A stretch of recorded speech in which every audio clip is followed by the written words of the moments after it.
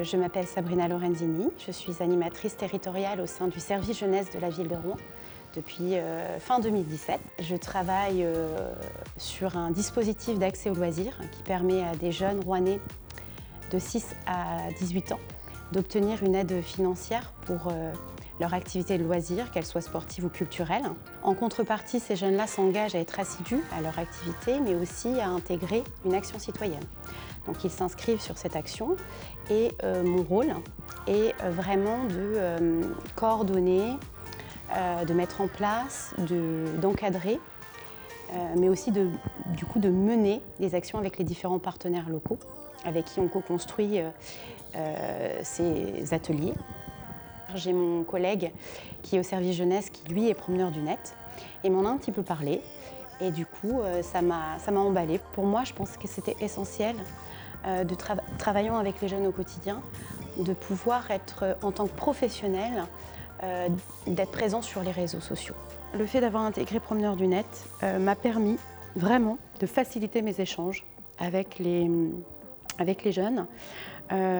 Clairement, c'est là où on les capte beaucoup plus facilement, où on partage de façon évidente en fait, toutes les informations qu'on peut leur transmettre. Lors des actions citoyennes, je tisse un peu des liens avec eux, de confiance, et du coup, ça m'a permis de pouvoir partager le contact Snap avec eux et de pouvoir garder du lien avec des jeunes qu'on n'a pas forcément ponctuellement.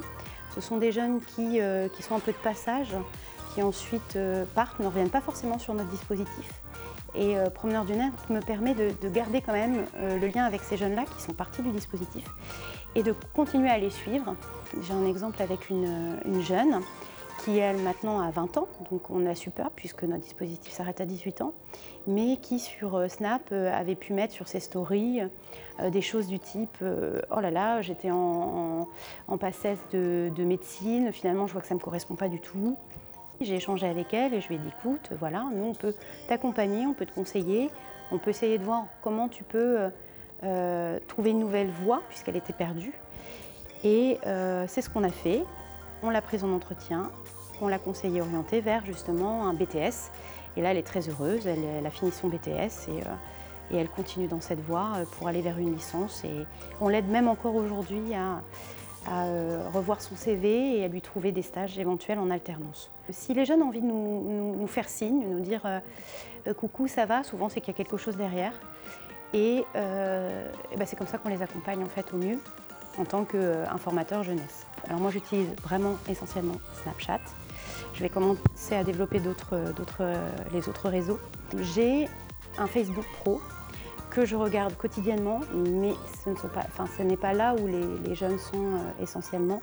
Ce qui est aussi très intéressant, c'est que ce dispositif nous a permis, au service jeunesse, ce qu'on n'avait pas, d'avoir un compte professionnel sur les réseaux, d'avoir un outil adapté. On était encore sur des outils non smartphone, donc pour échanger avec les jeunes, c'était essentiellement SMS, même les MMS, on ne pouvait pas les envoyer.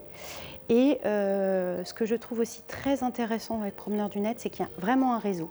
Donc on peut créer un peu des passerelles avec d'autres promeneurs du net qui ne sont pas forcément dans le même domaine, ça peut être des éducateurs et autres, et du coup ça nous permet de créer des passerelles et d'échanger sur les outils, les méthodes utilisées par chacun.